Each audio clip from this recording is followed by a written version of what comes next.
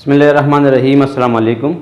आज इस video lecture में हम डिस्कस करेंगे लिमिट डज नॉट एग्जिस्ट को हम डिस्कस करेंगे कि हमारे पास क्वेश्चन में ये लिखा होगा कि show that the limit does not exist, कि हमने शो करना है कि लिमिट डज नॉट एग्जिस्ट जो है वो लिमिट का answer limit does not exist होना चाहिए। तो उसके लिए टू पाथ रूल जो है वो यूज़ होते हैं उसमें लिए। तो हमारे पास क्या है कि यहाँ पे अगर मैं एक पॉइंट है मेरे पास, ये है पी एक्स वाई एक पॉइंट, और ये एक्स एक्सिस है और ये वाई एक्सिस है। ये जो पॉइंट है पी ए बी में लिख रहा हूँ, ए और बी एक पॉइंट है जिसमें ए एक्स की वैल्यू ए है और बी की वैल्यू वाई की वैल्यू जो है वो बी है। इस पॉइंट तक आने के लिए हम देखेंगे एक रूट ये आ रहा है, एक पाथ ये है, इसको मैं लिख देता हूँ पाथ नंबर 1, ये मैं लिख देता हूँ पाथ नंबर 2, एक यहाँ से आ रहा है ये होगा पाथ नंबर 3, यहाँ से एक आ रहा है ये है पाथ नंबर 4, यहाँ से एक पाथ आ रहा है उसको मैं पाथ नंबर 5 लिख रहा हूँ, और यूँ एक पाथ आ रहा है यूँ, ये मैं पाथ नंबर 6 लिख रहा हूँ यहाँ पे। यानी इस एक पॉइंट को मुख्तलिफ रूट जो है मुख्तलिफ पाथ हो सकते हैं, वहाँ से अप्रोच करेगा इस पॉइंट तक। तो जो टू पाथ रूल जो है इसका मेन मकसद ये है कि आपने इनमें से कोई दो पाथ ऐसे उठाने हैं जिस पे उनका आंसर डिफरेंट आ रहा हो। अगर फॉर एग्ज़ाम्पल ये पाथ 3 और पाथ 6 जो है इनका आंसर सेम आ रहा है तो हम देखेंगे पाथ 3 और पाथ 1 का देखेंगे कि इनका आंसर क्या है।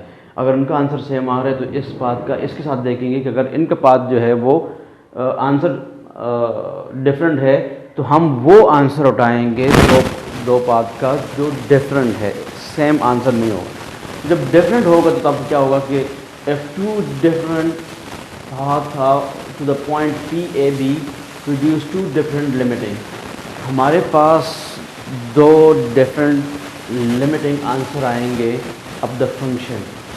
तो उसी दो पाथ को उठा के हम कहेंगे लिमिट डज नॉट एग्जिस्ट। अब फॉर एग्ज़ाम्पल यहाँ पे मेरे पास ये एक्स एक्सिस है और ये वाई एक्सिस है और ये पॉइंट है P0 0। अब ये जो है ये माइनस एक्स है, ये नीचे जो है वो माइनस वाई है।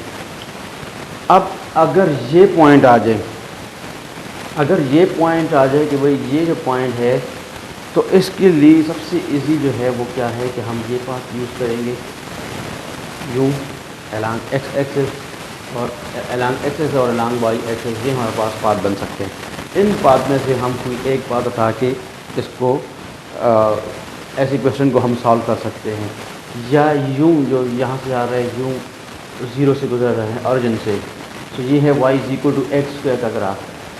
ये जो मेरे पास आएगा ये है x है लेकिन y 0 है। अगर इस लाइन को मैं डिस्कस करूँगा तो x 0 है और y की वैल्यू है। अगर मैं यूँ एक स्ट्रेट लाइन यहाँ से पास करता हूँ तो मेरे पास ये है y is equal to X या y is equal to M X, अगर जनरल में लिख दूँ y is equal to M X straight line है। तो अब सबसे पहले यहाँ पे मैं कुछ इनका मेथड लिखवाता हूँ। नंबर 1 जो है मेथड नंबर 1 अगर मैं लिख दूँ तो मेथड नंबर 1, अगर हमारे पास ऐसे क्वेश्चन है जिसमें लिमिट जो है वो अप्रोचेस टू, यानी limit X Y approaches to 0 0 of the function, तो उसके लिए हमारे पास ये मेथड होगा। तो नंबर 1 मैंने यहाँ पे लिख रहा हूँ कि अलॉन्ग एक्स एक्सिस होगा, यहाँ पे मैं लिख देता हूँ कि अलॉन्ग एक्सिस तो वाई इक्वल टू 0 होगा, ये पाथ नंबर 1 होगा, और अलॉन्ग वाई एक्सिस जो है आपके पास x 0 होगा, तो इसको पाथ नंबर 2 कहूँगा। इन दो यानी पहला मेथड, अगर ऐसा क्वेश्चन आ जाए जिस तरह ये मैंने लिखा हुआ है तो इसमें हम पहला मेथड ये यूज़ करेंगे। अगर इन दोनों पाथ पे डिफरेंट आंसर आ जाए तो हम कहेंगे limit does not exist. Second number method जो है, अगर मैं यहाँ पे लिख दूँ कि y is equal to X square, इसको मैं कहूँगा ये पाथ नंबर 1 होगा, और y is equal to M X or, Y is equal to, अगर इसका m की जगह 1 कर दूँ ये पाथ नंबर 2 होगा। इन दो पाथ के मेरे पास डिफरेंट आंसर आएंगे।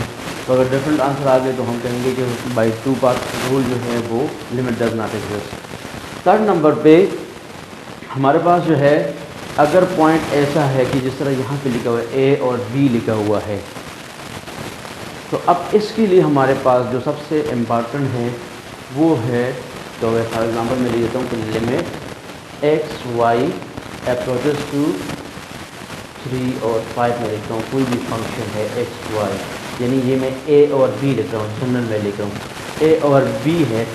तो ऐसे फंक्शन के लिए हमारे पास ये पाथ रूल यूज़ होंगे। इनमें कोई डिफरेंट आप बता सकते हैं, ये भी यूज़ हो सकता है इसके लिए अगर वो उस पॉइंट से गुजर रहा हो, अगर वो पाथ यूँ गुजर रहा हो उस पॉइंट तक, तो तब हम यूज़ कर सकते हैं। तो ये मेरे पास जो है वो पैरामीट्रिक इक्वेशन होगा, पैरामीट्रिक इक्वेशन ऑफ लाइन। तो पैरामीट्रिक इक्वेशन ऑफ लाइन है यानी x is equal to x1 plus a1t and y is equal to y1 plus a2t। और अगर 3 डायमेंशन में लिमिट है, अगर 3 डायमेंशन में लिमिट आ जाए यानी एक्स वाई जी के लिहाज से आ जाए, limit X Y G opposite to A B और सी, और ये फंक्शन है एक्स वाई और जी, यानी 3 इंडिपेंडेंट वेरिएबल है। अगर उसमें आ जाए तो जी इज इक्वल टू जी1 प्लस a3t। तो ये पैरामीट्रिक इक्वेशन यूज़ करके हम ऐसे प्रॉब्लम को 2 डायमेंशन और 3 डायमेंशन का लिमिट हम फाइंड कर सकते हैं। तो ये मेथड जो है यहाँ पे हमारे पास क्या होगा कि for different values of a1 a2 a3 we have different solution. तो डिफरेंट आंसर आएंगे तो हम कहेंगे कि हम by two path rule limit does not exist. In number 4 मेरे पास क्या है, फोर्थ मेथड में हम क्या करते हैं, पोलर इक्वेशन में ट्रांसफ़र करते हैं। यानी हमारे पास जो एक्स वाई और जी में और एक्स वाई में अगर हमें कोई क्वेश्चन गिवन है लिमिट का, तो हम उसको ट्रांसफॉर्म करते हैं पोलर इक्वेशन। पोलर इक्वेशन के फॉर्म में हम उसको चेंज कर देते हैं। वो ट्रांसफॉर्मेशन क्या है, X is equal to R cos theta, Y is equal to R sine theta, और हमारे पास जो है, और उसमें हम क्या करेंगे, आखिर में थीटा इज इक्वल टू के करेंगे, और आखिर में हम थीटा इज इक्वल टू क्या करेंगे, और ये ट्रांसफॉर्मेशन लगा के ये पोलर इक्वेशन के फॉर्म में, यानी पोलर इक्वेशन के फॉर्म में हम सॉल्व करते हैं लिमिट। ये 4 मेथड है, मेथड नंबर 1, 2, 3 और 4। नंबर 1 जो है, या नंबर 1 और 2 ऐसे क्वेश्चन जो 0, 0 के ऊपर लिमिट अप्रोच कर रहे हैं, तो उसको सॉल्व करने के लिए हम नंबर 1 और 2 यूज़ करते हैं। नंबर 3 जनरल है, 2 डायमेंशन 3 डायमेंशन में कोई भी पॉइंट, चाहे ये वाला जो पॉइंट है इस भी अप्लाई कर सकते हैं, और ये वाला पॉइंट जो है इस भी अप्लाई कर सकते हैं। तो सबसे इम्पॉर्टेंट ये है कि अगर आप इसको सीख लें तो आप कोई भी क्वेश्चन जो है वो आसानी के साथ सॉल्व कर सकते हैं। इन सारों के हवाले से मैं क्वेश्चन सॉल्व करता हूँ और इन सारे मेथड को उसमें डिस्कस करूँगा।